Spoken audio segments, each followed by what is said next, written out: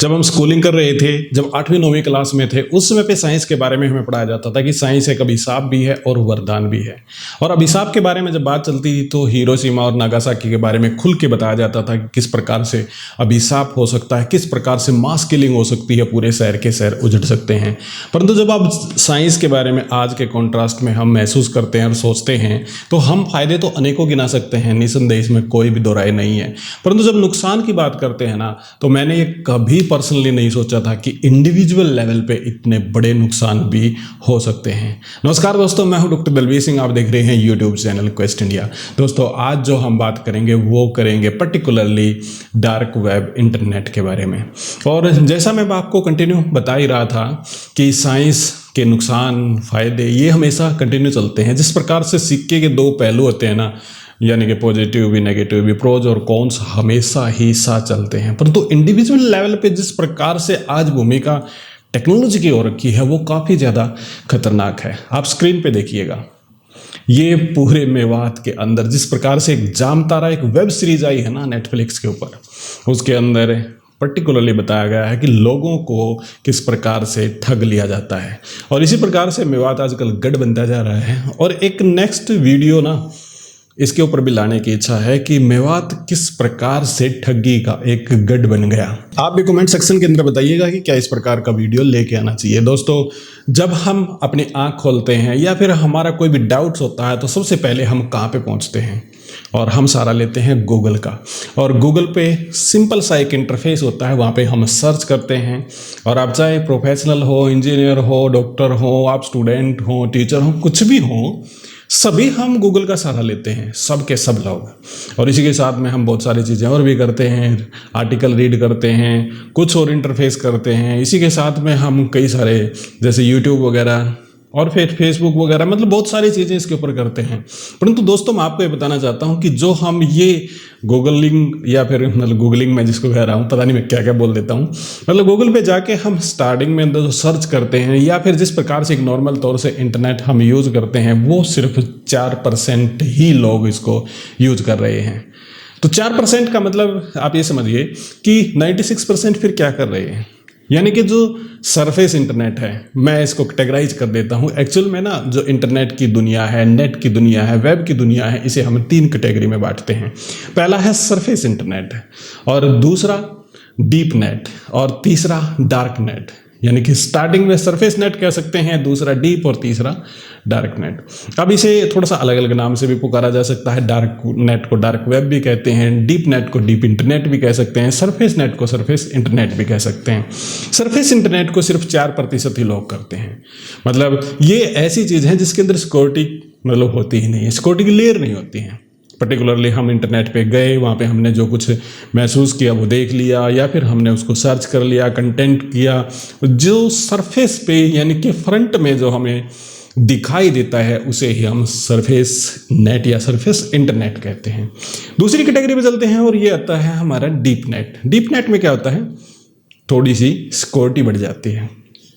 मतलब क्या है कि कुछ लेयर्स इसके अंदर बढ़ जाती हैं। जैसे जहाँ पे आपको यूज़र नेम और लॉगिन, मतलब यूज़र नेम और पासवर्ड दोनों देने पड़ते हैं, लॉगिन आईडी या पासवर्ड आप इसको कह लीजिए, वो डीप इंटरनेट कहलाता है। और सारे के सारे जितने भी बैंक है ना, बैंक के अंदर नेट बैंकिंग वगैरह है, या फिर आप चाहे आप फेसबुक के अंदर आप लॉगिन करके जाते हैं, या फिर आप कहीं भी जहाँ पे आपको लॉगिन और पासवर्ड यूज करना पड़ता है, वो सारे के सारे डीप इंटरनेट का हिस्सा हैं। और यहाँ पे मैं बता देता हूँ कि दुनिया के अंदर सिर्फ 14% लोग डीप इंटरनेट को यूज करते हैं, 4% सरफेस को और 14% डीप इंटरनेट को यूज करते हैं। अब बचे कौन? अब जो मतलब ये सीक्वेंस जो बच गई ना, अब उसके अंदर आप कितना समझिए 82% लोग क्या करते हैं, वो करते हैं डार्क नेट का यूज। अब डार्क नेट के अंदर क्या आता है, यानी कि जिसके अंदर बहुत सारी सिक्योरिटी होती है। बहुत सारी सिक्योरिटी का मतलब ये नहीं कि वो सबसे ज़्यादा सेफ होता है, ऐसी बात नहीं। परंतु डार्क नेट क्या है, डार्क वेब क्या है, इसके बारे में कंप्लीट जानिए। इसको पूरा देखने के लिए आप बने रहिए हमारे साथ।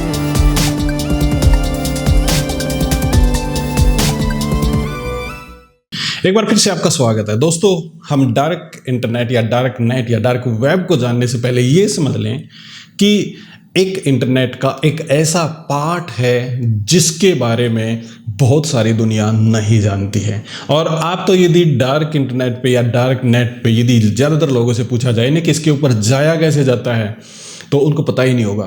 मतलब उसके लिए अलग ब्राउज़र चाहिए, वो भी नहीं पता होगा। सबसे पहले हम ये जान लेते हैं कि डार्क नेट होता क्या है। दोस्तों, डार्क नेट एक ऐसी दुनिया का नाम है जिसके अंदर अनेकों लेयर्स होती हैं। डार्क नेट एक ऐसी चिड़िया का नाम है जिस पे आप काम कर सकते हैं बगैर अपनी पहचान बताएं।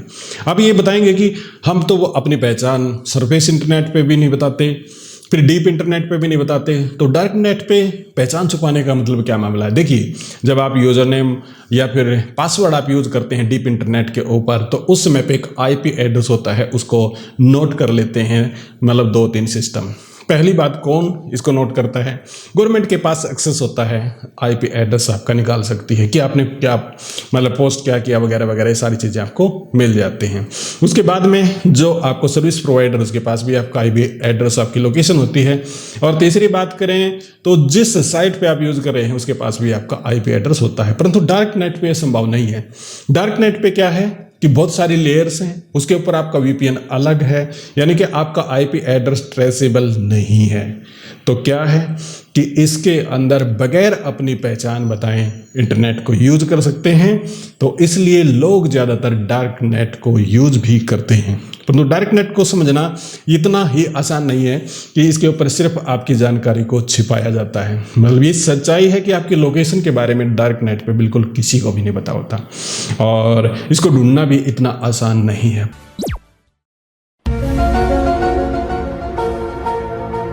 डार्क नेट को यूज क्यों करते हैं, मैं स्पेशली आपको ये बता दूं। जितने भी दुनिया के अंदर गलत काम है ना, वो सारे के सारे डार्क नेट या डार्क वेब पे हो रहे हैं। आप ये कहेंगे कि ऐसे कैसे पॉसिबल है? हाँ, बिल्कुल ये सच्चाई है। यानी कि जितनी भी हथियारों की जितनी ट्रेडिंग वगैरह होती है ना, मतलब इलीगल, जिसको इलीगल आर्म्स आर्मामेंट जिसको कहते हैं, वो सारे के सारे यहीं से गुजरते हैं, इसी का एक्सेस होता है। और ये इतना ज़्यादा है, इतना बड़े लेवल पे है कि ये बहुत बड़ा रैकेट है। इसी के साथ में ड्रग्स मतलब फार्मास्यूटिकल इंडस्ट्री की बात कर रहा हूँ मैं, और इसके अंदर वो लीगल ड्रग्स की बात नहीं कर रहा जो लाइफ सेविंग ड्रग्स हैं। मैं बात कर रहा हूँ उस ड्रग्स की जो नशे के लिए हैं, पर्टिकुलरली वो ड्रग्स जो आपकी सेहत को हानि पहुंचाती हैं, बल्कि आपको खोखला कर देती हैं। वो सारे के सारे इलीगल ड्रग्स इसी के माध्यम से होते हैं, डार्क वेब के माध्यम से होते हैं। इसी के साथ में पोर्नोग्राफी की बात करें, चाइल्ड पोर्नोग्राफी पे तो आप सब जानते हैं कि लगभग वर्ल्ड कम्युनिटी एग्री है। परंतु यदि आप डार्क वेब का यूज करें तो उस पर चाइल्ड पोर्नोग्राफी भी दुनिया भर की है। अनेकों वेबसाइट हैं, 30,000 से ज़्यादा ऐसी वेबसाइट हैं जो इधर से हैं, मतलब जिनके बारे में आम लोगों को, दुनिया को पता ही नहीं है। एक बहुत बड़ा फैक्टर है और वो जासूसी। जासूसी कैसे? अब जासूसी को समझने के लिए ना, सबसे पहले आपको यही बताना बहुत ज़्यादा ज़रूरी है कि डार्क नेट की शुरुआत हुई कहाँ से।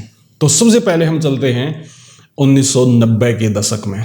1990 के दशक में यूएस आर्मी या फिर यूएस गवर्नमेंट ही आप कह लें, कि उनके बहुत सारे जासूस अलग अलग कंट्री में, अलग अलग देशों में थे, और उनके पास सेफ पैसेज नहीं था बात करने का या इंफॉर्मेशन भेजने का अपने मदर कंट्री में।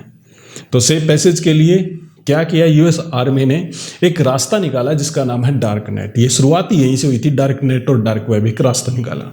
और एक वेब ब्राउजर निकाला जिसका नाम है टोर, TOR। और ये भी मैं आपको यहाँ बताता चलूँ कि टोर ब्राउजर के माध्यम से ही आप इस इंटरनेट पे घुस सकते हैं जिसका नाम डार्क नेट है, डार्क वेब है। तो टोर ब्राउजर के माध्यम से जो उनके जासूस थे वो क्या करते थे, अपनी इंफॉर्मेशन अपने मदर कंट्री को भेजते थे, और हर देश में हर लेवल पे हमेशा ही, चाहे वो राजा महाराजा रहे हैं, चाहे किसी भी प्रकार का स्टेट गवर्नमेंट रही है, वो जासूसी कराते रहे हैं। तो उनके लिए एक सेफ पैसेज था। परंतु आप ये सोचेंगे कि जब वो सेफ पैसेज इसको यूज करते थे, तो फिर ये जासूसी करने के लिए फिर ये पब्लिक डोमेन में कैसे आया। मैं आपको बताता हूँ।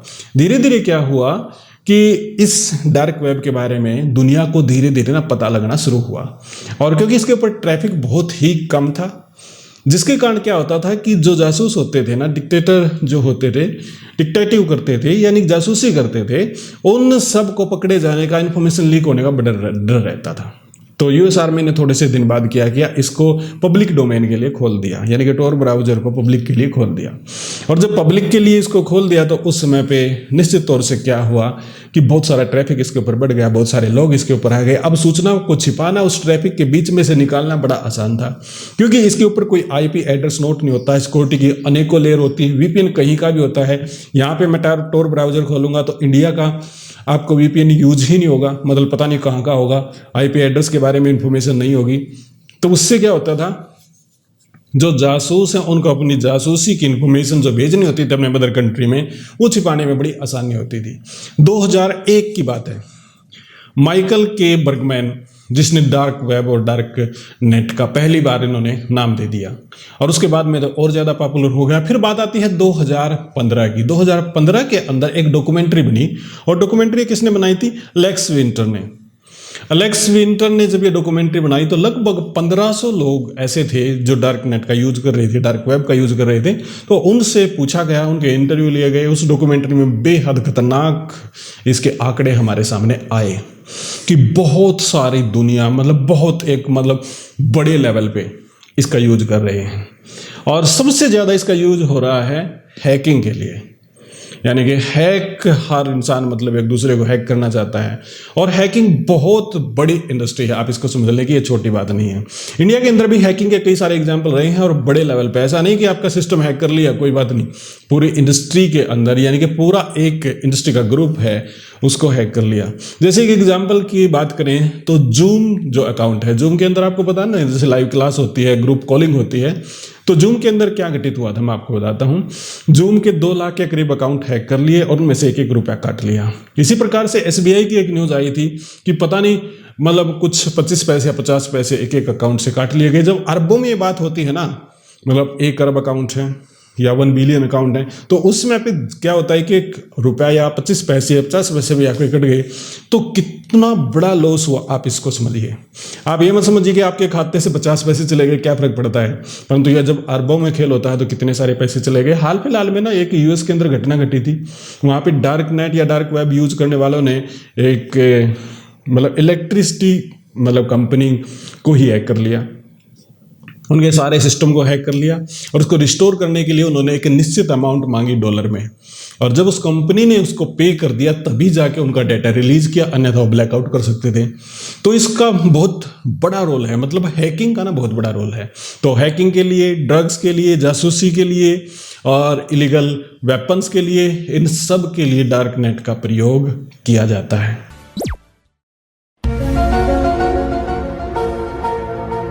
ये बैन करना आसान नहीं है, और ना ही वो करना चाहते। पहली बात तो ये है कि जो इसको यूज़ कर रहा है ना, जैसे मान के चलो मैं ही हैकर हूँ और मैं इसे पैसे कमा रहा हूँ, उस पैसे का मैं क्या करूँगा? मार्केट में जाऊँगा, कुछ खरीदारी करूँगा, तो खरीदारी करूँगा तो निश्चित तौर से क्या होगा, उस देश की जीडीपी में ग्रोथ होती है। तो बहुत सारे देश ऐसे हैं जो पर्टिकुलरली इसी पे खा रहे हैं। कहने का मतलब है कि वहाँ के लोग इलीगल काम करते हैं, वहाँ से बहुत सारे डॉलर आते हैं, जिसके कारण उनकी जीडीपी में ग्रोथ होता है। तो वो देश बैन क्यों लगाना चाहेंगे? हालांकि जब ऊपर से बात करते हैं ना, मतलब बाहर से औरा तौर पे देखा जाए तो हो सकता है कि वो देश ये कहें कि हाँ हमें बैन कर देना चाहिए, परंतु नीचे नीचे कोई नहीं चाहता। दूसरी बात, हर एक कंट्री दूसरे की जासूसी करना चाहता है, और डार्क वेब एक बढ़िया पैसेज है तो वो इसको बैन नहीं करना चाहते। दूसरा कारण ये भी है। तो ये 2 बड़े रीजन है जिनके कारण ये बैन नहीं हो सकता।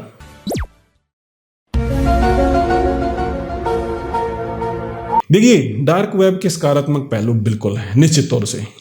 कैसे? सबसे पहले बात करते हैं अभिव्यक्ति की आज़ादी। अभिव्यक्ति की आज़ादी से मतलब फ्रीडम ऑफ स्पीच से।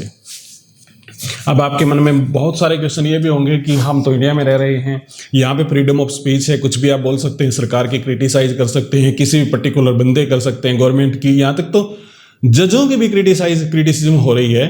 तो फ्रीडम ऑफ स्पीच फिर किस चिड़िया का नाम है?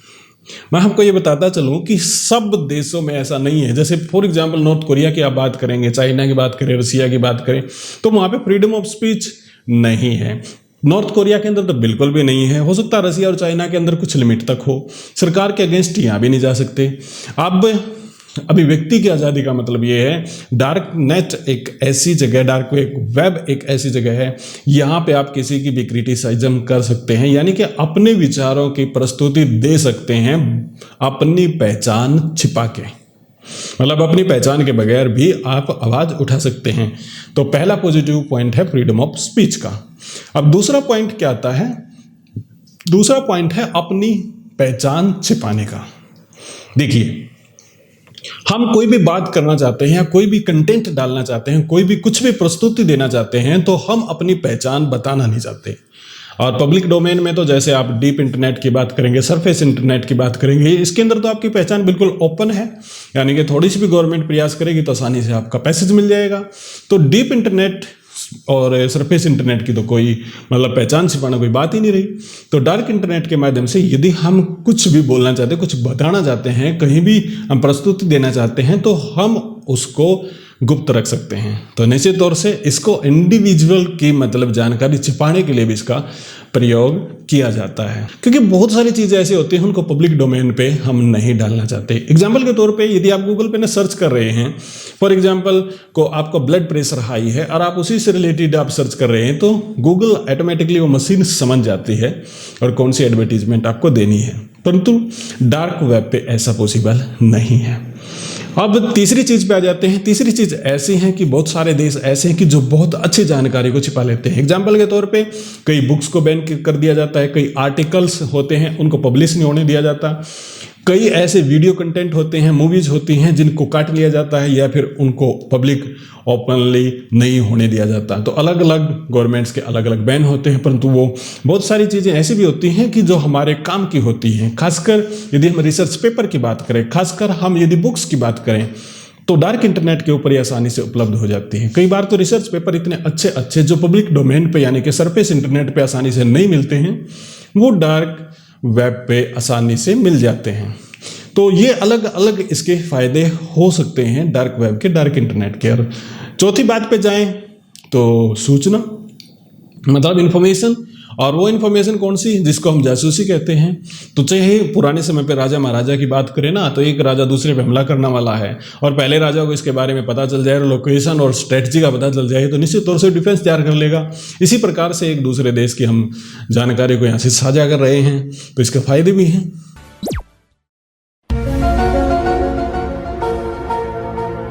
हम बात कर लें चाइल्ड पोर्नोग्राफी की। दोस्तों, ये एक प्लेटफॉर्म बन गया है चाइल्ड पोर्नोग्राफी का, और जो मतलब बहुत ज़्यादा गंद है। देखिए, पोर्नोग्राफी एक अलग चीज़ है। अडल्ट वेबसाइट पे विजिट करते हैं वगैरह वगैरह जाते हैं, तो पोर्नोग्राफी उस लेवल की बात कर ले जो 18 ईयर ओल्ड है वगैरह वगैरह, तो उसके लिए तो ठीक है, परंतु ठीक कुछ हद तक कह सकते हैं, मतलब बिल्कुल मैं इसके पक्ष में नहीं हूँ। परंतु चाइल्ड पोर्नोग्राफी तो एक कलंक है, मतलब इससे घटिया, जितने बड़े बड़े और घटिया शब्दों में कहा जाए ना, उससे ज़्यादा इसकी बुराई नहीं की जा सकती।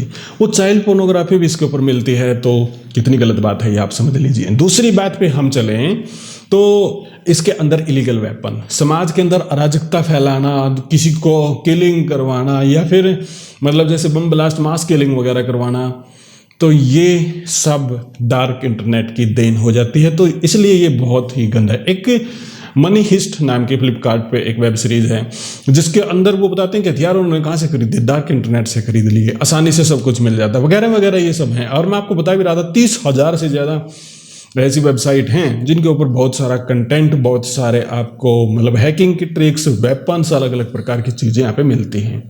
और तीसरी चीज़ चलें तो उसके ऊपर है ड्रग्स, मतलब इलीगल ड्रग्स जो खासकर नशे के लिए यूज़ की जाती हैं, वो सारी की सारी इसके ऊपर मिलती हैं। सप्लाई चेन कैसे होती है, खपत कैसे होती है, कैसे भेजना है, रूट इन्फॉर्मेशन, ये सारी इस पर होती हैं। और आसानी से ट्रैक करना मुश्किल होता है, यानी कि पुलिस वगैरह ट्रैक नहीं कर सकती है। इसके लिए स्पेशल मतलब एक सेल ही इसको ट्रैक कर सकती है, और उसके लिए भी बहुत संसाधनों की ज़रूरत होती है, बहुत हाई लेवल का स्किल की इसमें ज़रूरत होती है, तभी जाके हम इसको मतलब स्कैन कर सकते हैं और इसको पकड़ सकते हैं। तो ये भी एक बहुत बड़ी लेवल है। और चौथी बात है जो हैकिंग की है। अब हैकिंग, जैसे मैं आपको स्टार्टिंग में बता रहा था कितनी बड़ी चीज़ है। जैसे मेवात गढ़ बन गया है, जामतारा गढ़ है, हैकिंग का, लोगों को फ्रॉड किया जा रहा है, हैक किया जा रहा है, लिंक भेज दिया जा रहा है, तो उसके माध्यम से आपके सिस्टम को, मोबाइल्स को, तो ये सारी चीज़ें ना, इनको हैक आसानी से करके आपको टारगेट कर लिया जाता है। धोखाधड़ी काफ़ी ज़्यादा चल रही है, पहचान नहीं होती है, फर्जी आईडीज इस पे उपलब्ध हो जाती हैं, स्टिकर उपलब्ध हो जाते हैं, अकाउंट क्रिएट कर दिए जाते हैं, और सब के सब आपस में एक दूसरे को कनेक्ट करने के लिए डार्क इंटरनेट, डार्क वेब का सहारा लिया जाता है।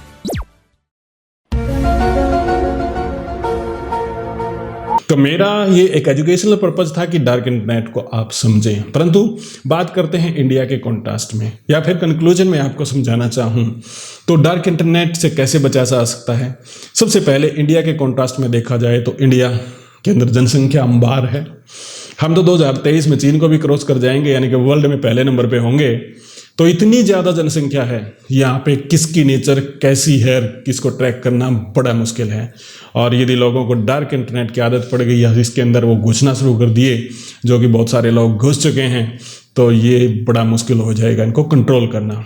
तो सबसे पहली ज़रूरत है इंडिया को कि स्ट्रिक्ट लॉज, स्ट्रिक्ट कानून इसके लेके आए। अभी भी सबको पता है, जगजाहिर बात है, कोई नई बात तो मैं बता नहीं रहा, कि इंडिया के अंदर जो खासकर इंटरनेट से रिलेटेड जो लॉज हैं या फिर रूल एंड रेगुलेशन है, बहुत ही ढीले हैं। तो इनको सुधार करने की ज़रूरत है, इनको अच्छे बनाने की ज़रूरत है, उसके माध्यम से ही हम रोक सकते हैं। दूसरी बात है अवेयरनेस, एजुकेशन हमें फैलानी होगी, तभी हम इनको कंट्रोल कर सकते हैं। तीसरी बात, हमें एम्प्लॉयमेंट देनी होगी, नहीं तो फिर आपको पता है ना कि खाली दिमाग शैतान का घर होता है।